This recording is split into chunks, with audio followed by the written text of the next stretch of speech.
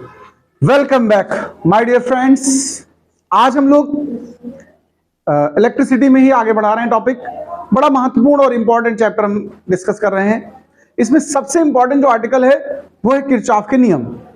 100% board exam में पूछा जाता है, कंपटीशन में इस पे क्वेश्चंस आते हैं। जितने कठिन सवाल होते हैं नेटवर्क बना करके जो प्रतिरोध के आते हैं वो हमेशा किरचॉफ के नियम से सॉल्व होंगे। किरचॉफ ने 2 नियम दिए हैं वैद्युत परिपथ के लिए। तो सबसे पहली लाइन तो लिख दीजिएगा, वैद्युत परिपथ के लिए किरचॉफ के 2 नियम हैं। पहली लाइन तो यही लिखेंगे, वैद्युत परिपथ के लिए किरचॉफ के 2 नियम हैं, या किरचॉफ ने 2 नियम दिए, आप ये भी लिख सकते हो। किरचॉफ ने 2 नियम दिए हैं। अब हम एक एक नियम की बात करेंगे भाई। चलो सबसे पहला नंबर डाल दो, फर्स्ट हेडिंग है ये। देखिए किरचॉफ का जो पहला नियम उसको हम लोग कुछ लोग प्रथम नियम कह देंगे, इसका लेकिन कुछ नाम है वो मैं लिखने वाला हूं। प्रथम नियम या फर्स्ट लॉ कह सकते हो। इसको हम लोग बोलते हैं संधि का नियम। क्या बोलेंगे? हाँ, संधि का नियम। संधि का नियम, या इसी को हम कह सकते हैं धारा का नियम। ये धारा के लिए इस्तेमाल होता है। किसके लिए होता है? धारा का नियम। इंग्लिश में अगर हम लोग हेडिंग डालना चाहें तब क्या डालेंगे, ये डालना है। तो इंग्लिश में कहेंगे, देखो एक तो कहेंगे फर्स्ट लॉ, या इसी को कहेंगे जंक्शन रूल। संधि को क्या बोलते हैं? जंक्शन, यानी ज्वाइंट पॉइंट है ना, जंक्शन रूल। इसी को हम बोलते हैं किरचॉफ करंट रूल। क्या बोलते हैं भाई साहब? Kirchhoff's current rule. Current rule की वजह से इसका हम लोग, या करंट लॉ भी कह देते हैं, इसको शॉर्ट में केसीएल कहा जाता है। शॉर्ट में लिखोगे तो क्या इसको लिखोगे? KCL, Kirchhoff current law. ये तो ये सब इसके नाम हो गए। अब है क्या किरचॉफ करंट लॉ, ये समझना है, ठीक है। परिभाषा सुनिए ध्यान से, फिर उसको लिखिए। किरचॉफ ने कहा था कि यदि किसी संधि पर कोई नेटवर्क बनाओ, कोई परिपथ बनाओ, परिपथ माने बहुत से तार वगैरह जोड़ करके, तो किरचॉफ ने कहा था अगर बहुत से तार जोड़ दिए जाए आपस में कहीं, कितने भी तार हो सकते हैं, मैंने यहां मान लीजिए 5 दिखाए। I1 धारा आ रही है, इससे I2 आ रही है और इससे I3 आ रही है, लेकिन इस संधि से दूर जाने वाली धारा I4 और I5 है। मेरी बात को अच्छे समझना जरा। हमने कहा ये जो जगह है यहां जुड़ रहा है, जंक्शन है, ये क्या है?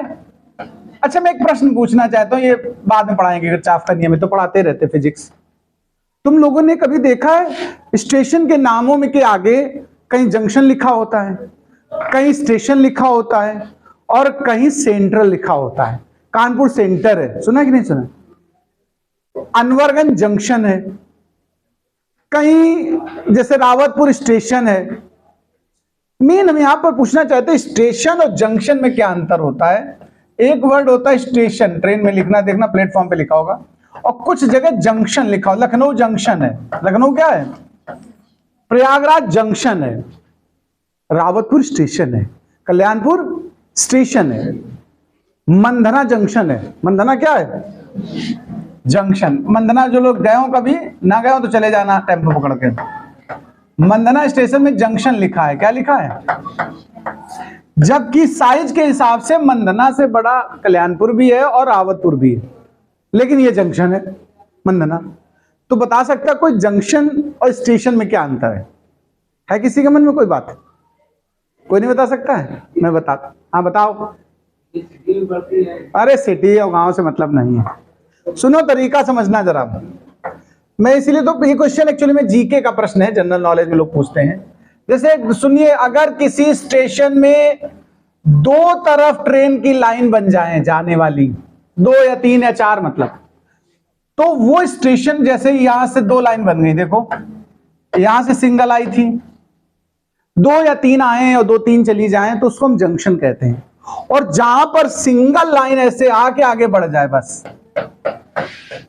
सिंगल का मतलब ऐसे पैरेलल 3-4 हो सकती हैं, 2 शहरों के लिए जाने का मतलब मेरा है यहां पर। जब मंधना में ध्यान रखिएगा, एक तो सीधे फर्रुखाबाद के लिए चली गई है और एक बिठूर की तरफ मुड़ी है, ब्रह्मावर्त जाती है, सुना है?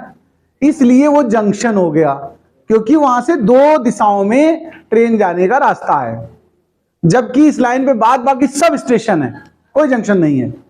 जंक्शन मतलब जहां दो या दो से ज्यादा लाइनें आके ज्वाइंट करती हैं, बस यहां इसी रूल से रिलेटेड बातें कर रहा हूं मैं। तो चलो वापस आते हैं, फिर से हम ये जंक्शन हटा देते हैं थोड़ा। तो ये रेलवे की उसमें बता दिया हमने थोड़ा सा आपके नॉलेज के लिए। ये क्वेश्चन वैसे इंटरव्यू वगैरह में पूछ दिए जाते हैं। इंटरव्यू में ऐसे प्रश्न पूछे क्यों जाते हैं पता है? उल्टे सीधे, मतलब इनका कोई मतलब नहीं, लेकिन ये पूछा इसलिए जाता है कि विद्यार्थी का बाहरी दुनिया में समझ कितनी है, वो ध्यान देता है चीजों पे या नहीं देता है। कल को आप अधिकारी बन जाओगे, बाहर दुनिया में संसार में क्या हो रहा तुम्हें पता ही नहीं है, मर्डर हो गया, अरे अच्छा मर गया, लियो तुम बाद में पहुंचे, मतलब आप समाज से जुड़े भी हैं कि नहीं। इसलिए इंटरव्यू में अजीब अजीब प्रश्न पूछे जाते हैं। तो चलिए वापस हम जंक्शन रूल की बात करते हैं।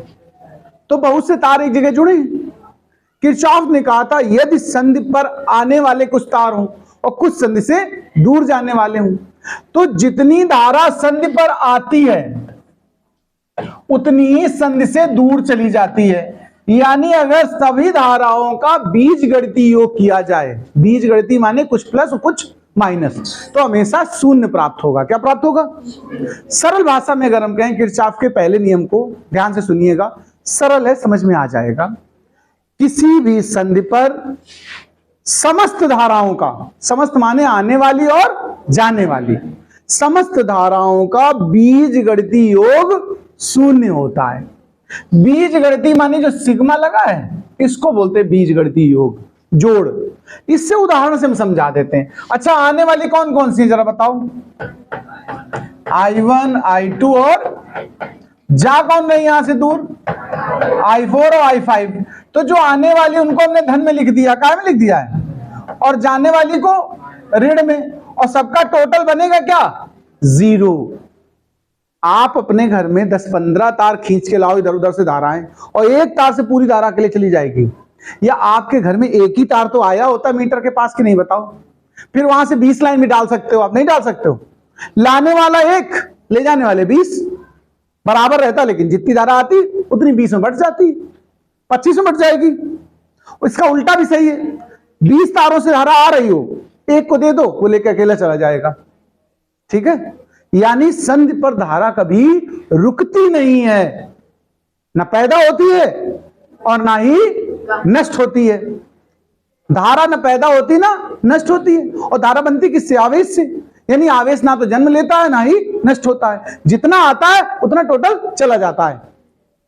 यह नियम आवेश संरक्षण पर आधारित है। किस पर? आवेश संरक्षण पर पहला नियम आधारित है। यह ऑब्जेक्टिव में प्रश्न आता है कि किरचॉफ का पहला नियम किस संरक्षण को दर्शाता है, तो आप क्या बताएंगे? आवेश संरक्षण को। किसको? तो चलिए परिभाषा लिखिए, मैं बोलता हूं। किसी संधि पर,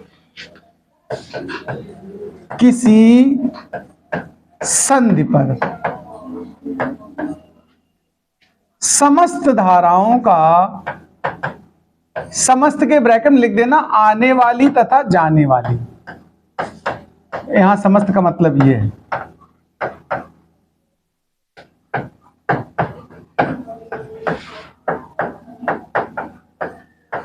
किसी संधि पर समस्त धाराओं का बीजगणितीय योग, बीजगणितीय योग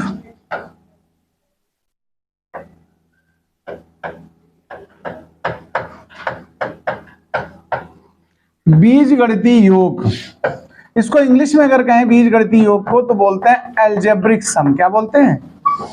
एल्जेब्रिक सम। बीजगणितीय योग शून्य होता है, शून्य होता है। अर्थात कर दीजिए सिग्मा आई बराबर 0। फिर उदाहरण समझाएंगे, इतना नोट कर लो। देखो इसका एग्जाम्पल सहित बताना पड़ता, जब भी आए लिखने को उदाहरण सहित। जैसे अभी हम संधि बना रहे थे वही दोबारा हम बनाते हैं। जैसे कुछ तार इसकी तरफ आते हुए महसूस कराइए धारा को, और कुछ तार धारा को ले जा रहे हो। आप अपने हिसाब से संख्या कम ज्यादा कर सकते हो। मान लो 5 ले आए तो 2 ले जाएं, 3 ले आए 5 ले जाएं, आप अपने हिसाब से कम ज्यादा कर सकते हो, इसमें कोई बाध्यता नहीं है। आने वाली धारा या तो आप धन में ले लो, जैसे मैंने I1 आने वाली मान ली और I2 जाने वाली, मतलब I1 I2 और I3 तीन आ रही थी। अब हम जाने वाली धारा के लिए नाम बदल देंगे। हमने कह दिया I4 जा रही और I5 जा रही, ये संधि से दूर जा रही। ये जहां जुड़ते हैं सभी तार, इसी बिंदु को संधि कहते हैं। क्या कहते हैं? संधि को इंग्लिश में जंक्शन कहते हैं, जोड़ना। संधि सुना होगा आपने, पुराने जमाने में राजा लोग संधि किया करते थे, लड़ाई होती थी, याद नहीं है किसी को? संधियां होती थी, मतलब जब दोनों राजा हारने की स्थिति में आते थे, या मतलब लगता था कि किसी तरह युद्ध को टाला जाए। ध्यान रखना, युद्ध का अंत हमेशा संधि से होता है, समझौते से, जुड़ाव से। जैसे टीपू सुल्तान अंग्रेजों से उसने भी संधि की थी, उसकी पोरबंदर की संधि करके था कोई, मतलब अलग अलग तमाम संधियां। तो संधि माने जुड़ना है। तो देखिए इसको हम लोग अगर उदाहरण में कहें तो देखो, आने वाली को हमने प्लस ले लिया, क्या ले लिया? I1 plus I2 plus I3, और जाने वाली को माइनस ले लो, और ये सब मिलाकर होनी कितनी चाहिए? 0। बस इतना सरल सा मैटर है कि जितनी धारा आए सबको जोड़ लो, और जितनी जा रही उसके बराबर होगी, निश्चित है। तो आने वाले को प्लस कह दिया हमने, तो जाने वाले को माइनस कह दिया, होनी दोनों बराबर हैं, तो आपस में मिलके क्या हो जाएंगे? 0। यही है संधि का नियम, इसको नोट कर लो। हाँ, फिर अभी देखो किरचॉफ करंट लॉ या केसीएल सीख चुके हैं। अब हम किरचॉफ का दूसरा नियम बताने वाले हैं, जिसे हम किरचॉफ वोल्टेज लॉ कहते हैं। क्या कहते हैं?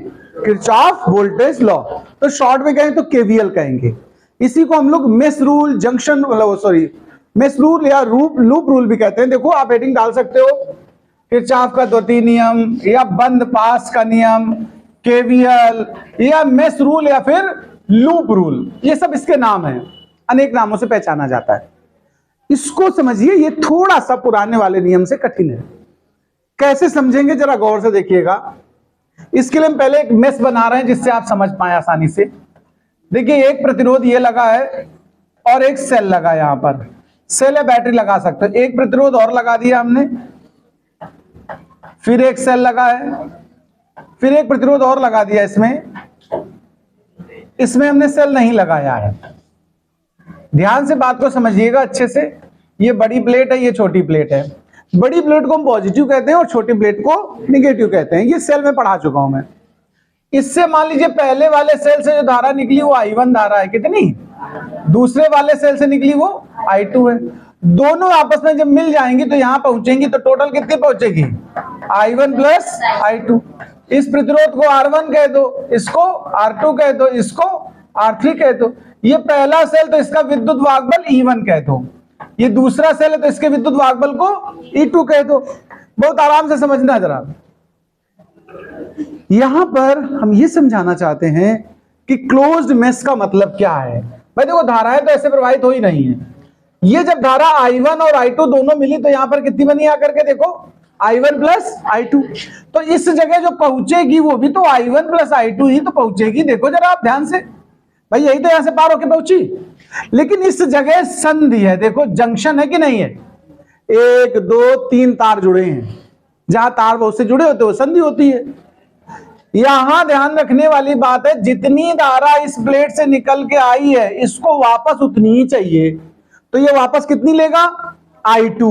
कितनी लेगा देखो, यानी इस तरफ कौन धारा मुड़ेगी? I2। तो बची हुई धारा आगे बढ़ेगी, तो बची कितनी? I1। तो इसको कितनी मिली जाकर के? I1। कितनी मिली?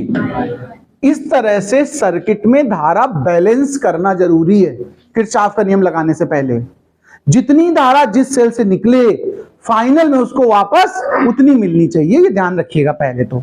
अब ध्यान से देखो, एक कोठरिया लग रही कि नहीं लग रही? देखो एक कोठरिया बनी कि नहीं बनी है? क्लोज्ड मेश, कोठरी, लूप, कुछ भी कहते हो। मेश मतलब कोठरी। मेश में खाना खाया है? खाना मेश पे खाते कि नहीं खाते हैं लोग? मेश बताते हैं खाना खाने की जगह को। वो कोठरी या कमरा होता है बंद, उसमें बैठ के खाना खाते हैं सब लोग, इसलिए मेश कहते हैं। सीएसए में मेश चलती है बहुत ज्यादा। नवाब में जितने लड़के रहते हैं आधे पर्दे वहीं खाते हैं जाके। खैर कुल मिला के बंद सिस्टम। देखो यहाँ ध्यान से ढूंढो, तुम्हें दो मेस दिखेंगी, एक पहली मेस ये देखो और दूसरी ये, दो कोठरियां दिख रही होंगी आपको, दिख रही कि नहीं दिख रही? फिलहाल इस नियम की परिभाषा की बात करते हैं।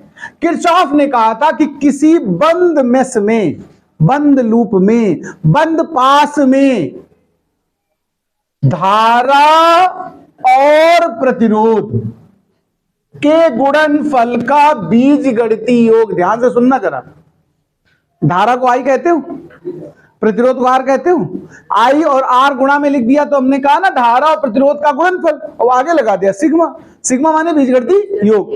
तो ध्यान देना किरचॉफ ने क्या कहा था, किसी बंद पास में धारा और प्रतिरोध के गुणनफलों का बीजगणितीय योग उस मेस में लगे सेलों के विद्युत वाहक बलों के बीजगणितीय योग के बराबर होता है। ये परिभाषा है, एक बार फिर सुनिए, फिर नोट करनी है। किसी बंद पास में, ये नियम किसके लिए? बंद पास के लिए है ना। किसी बंद पास में आई और आर के गुणनफल का सिग्मा यानी बीजगणितीय योग उसी पास में जो सेल लगे उनके विद्युत वाहक बलों के बीजगणितीय योग के बराबर होता है। नहीं समझ में आया? तो चलो लिखो जरा, परिभाषा लिखो।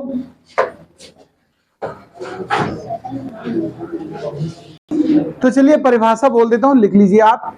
किसी बंद पास में, लिखना स्टार्ट करें, किसी बंद पास में विद्युत धारा तथा प्रतिरोधों के गुणनफलों का बीजगणितीय योग उसी पास में लगे सेलों के विद्युत वाहक बलों, विद्युत वाहक बल को शॉर्ट में हम लोग क्या बोलते हैं? ईएमएफ, विद्युत वाहक बलों के बीजगणितीय योग के बराबर होता है, बराबर होता है। फिर इसके बाद सूत्र लिखना अर्थात करके, अर्थात में सूत्र आ जाएगा सिग्मा आई इंटू आर बराबर सिग्मा ई, ये सूत्र है, इसको नोट कर लो। फिर हम उदाहरण इसका कराएंगे, वो जो चित्र बना वो उदाहरण के हिस्से में जाएगा, उसी चित्र की सहायता से उदाहरण समझाएंगे। तो चलिए इसका उदाहरण समझ लेना, क्योंकि जब तक आप उदाहरण नहीं समझेंगे तब तक कैसे सवाल में लगाना किरचॉफ का नियम आप नहीं जान पाएंगे। तो चलिए हम उदाहरण समझाने जा रहे हैं, प्लीज ध्यान से सुन लें। ये नीचे का हिस्सा हटा रहे हैं, बहुत आराम से समझना, ये इंपॉर्टेंट पॉइंट है, मोस्ट इंपॉर्टेंट। अगर बातचीत करते रहेंगे तो भाई साहब फिर रह ही जाओगे, हम नहीं जानते हैं। इस एग्जाम्पल को हम समझाने वाले हैं, प्लीज ध्यान से देखना जरा। देखिए हम किरचॉफ का नियम लगाना सिखा रहे हैं। जैसे फर्स्ट में से हम इसमें लगा रहे हैं, तो देखो बंद पास एक में, बंद पास वन में, इसमें लगाना है मुझे किरचॉफ का नियम, दूसरा वाला। तो जिस मेष में लगाते हैं सबसे पहले धारा बांट लेते हैं, तो धारा पहले से बटी हुई है, फिर ढूंढते कितने प्रतिरोध हैं। बताओ पहली मेष में कितने प्रतिरोध है? बताओ, दो हैं, R1 और R2। R1 से कितनी धारा गुजर रही है? I1। R2 से कितनी गुजर रही है? I2। क्लियर? टेंडेंसी और चेक करते हैं, ये वाली धारा ध्यान रखना नीचे उतर रही कि नहीं उतर रही। अगर नीचे तार ना हो तो ये धारा I2 कहां जाएगी बताओ? ऊपर जाएगी कि नहीं जाएगी बताओ? इसका मतलब है यहां पर ये दोनों आपस में विरोधाभासी हैं, अपोजिट हैं, इसलिए हम लोग एक को प्लस एक को माइनस लेंगे। तो I1 R1 जैसे हमने प्लस कह दिया, तो I2 R2 को क्या करना पड़ेगा बताओ? माइनस लेना पड़ेगा। इसी को अलजेब्रिक सम या बीजगणितीय योग कहते हैं, प्लस माइनस को। अच्छा इसमें कितने सेल लगे? इसमें देखो दो सेल, E1 और, जिसकी धारा प्लस उसका विद्युत वाहक बल प्लस, जिसकी धारा माइनस ली उसका विद्युत वाहक बल। बताओ समीकरण समझ में आया बनाना? अब मेष 2 में हम बात कर रहे हैं, किसमें बात कर रहे हैं? मेष 2 में, यानी सेकंड मेष की बात कर रहा हूं मैं। इसमें कितने प्रतिरोध है बताओ?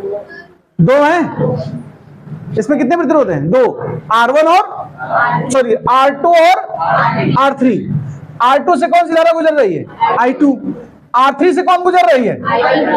क्लियर? इनकी दोनों की टेंडेंसी, ये भी नीचे उतर रही, देखो ये दोनों भी नीचे उतरी, सेम है ना, तो सेम साइन लेना पड़ेगा इनका, तो सबका प्लस ले रहे हैं। देखो I2 R2, ध्यान देना जरा, I2 R2 प्लस, खिसक क्यों नहीं रहा भाई?